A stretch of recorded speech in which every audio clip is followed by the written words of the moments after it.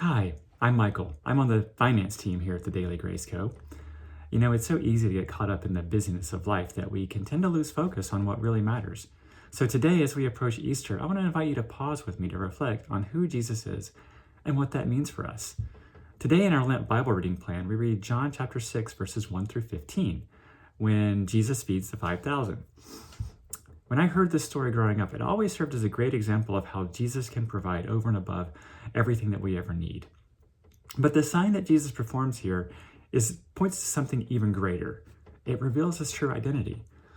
When he multiplied the loaves and fish, the Jews that were with him would have been reminded of a story in 2 Kings chapter 4, verses 42 through 44, when God himself multiplied 20 loaves of barley to feed 100 men.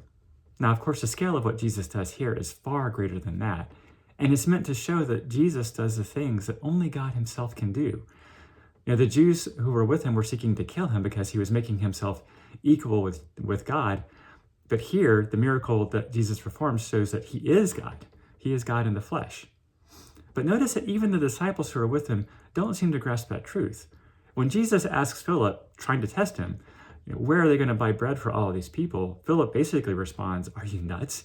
It would take nearly a year's worth of wages to buy food to feed all of these people." And he was right, but he was looking at it from a very limited human perspective, forgetting that he was in the very presence of God for whom nothing is impossible. He needed only to rely on him.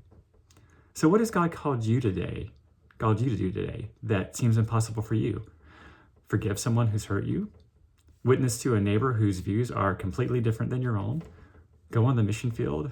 Or give even though you don't think that you have enough? Remember that if you're a follower of Jesus, you have the gift of his Holy Spirit. You can lean on him and rely on him to do what seems impossible for you because with God, nothing is impossible.